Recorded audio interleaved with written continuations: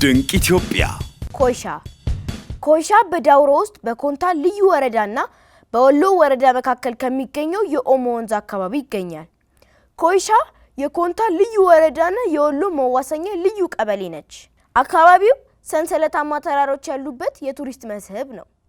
በአካባቢው ኦሞ ወንዝ የሚገኝበት ነው። በዚሁ አካባቢ 2160 ሜጋዋት የሚያመነጭ የኃይል ማመንጫ ግድብ እየተገነባ ነው። ኮይሻ ሰንሰለታማውን ተራራ ተከትሎ የሚገኘውን ጨበራ ጩርጩራ ብሔራዊ ፓርክ አዋሳኝ ስፍራም ነው። በጨበራ ጩርጩራ ብሔራዊ ፓርክ ዝርያው እየተመናመነ የመጣው የአፍሪካ የዝሆን ዝርያን ጨምሮ ጎሽ፣ ከርከሮ፣ ሳላ፣ አጋዘንና ሌሎችም ይገኛሉ።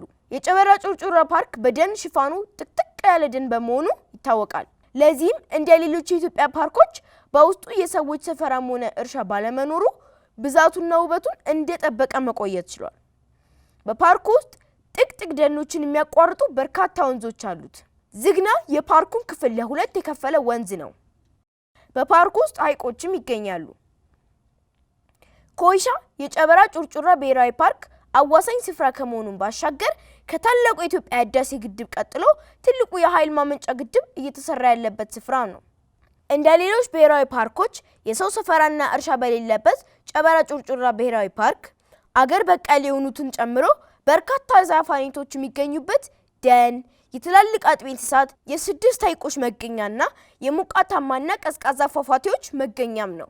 ስላዳመጣችሁኝ አመሰግናለሁ። ድንቅ ኢትዮጵያ